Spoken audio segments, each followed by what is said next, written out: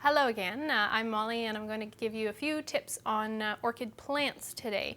A few of you had some questions about what orchids are the best to buy for beginners, how to care for them. I do not claim to be an orchid expert, but I can give you some of the basic tips on orchid choice and care. So the orchids I have beside me today are Phalaenopsis orchids. They are probably the most common kind that you're going to find for sale at local florists or greengrocers, and they're actually, contrary to popular belief, quite easy to care for. The main thing is just getting them in the right environment and then they will thrive. So a couple of things when you're choosing an orchid, you actually don't want, even though this is extremely beautiful, you don't want to choose an orchid where all of the blooms are already out. That means it's sort of at the end of its blooming cycle. You want to choose an orchid more that has a lot of really fresh buds on it, like this one. So it's got a couple of blooms out, you can still enjoy those, but it's got so many to come. So your blossom life for this orchid is going to be substantially more than for one that has all the blooms out already. So once you get it home, the most important thing is finding the right environment for it. Orchids love a bright, indirect environment, so the best place I've ever seen them do is in a north-facing solarium.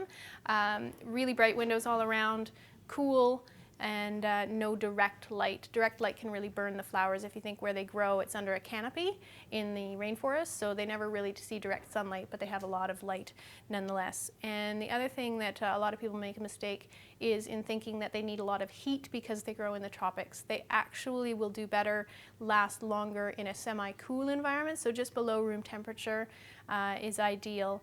And very steady temperature as well. Don't put it near a radiator if you're in a heating climate. Don't put it near a drafty air conditioner, something like that. So keep your temperature consistent, light fairly consistent, nice and bright but not direct.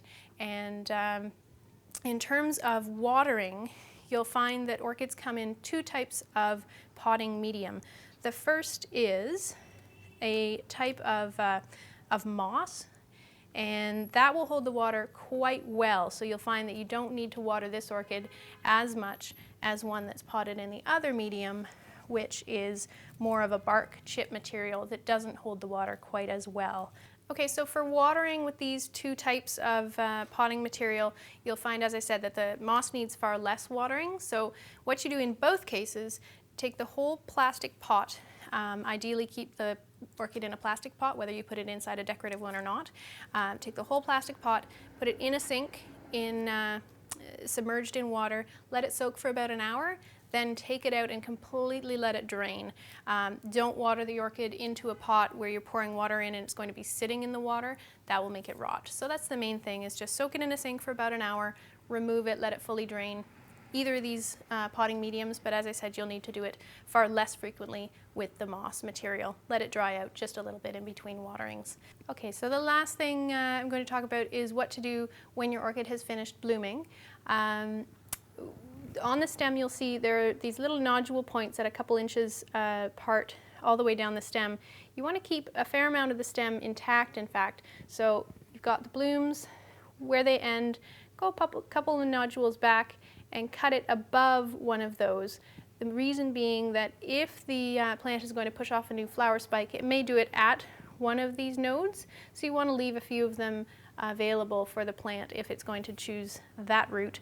The other option is it will push a new flower spike right out of the base. But as long as the stem is nice and green, you can leave it, and you may find within a few months that it's getting a new shoot right off the stem there.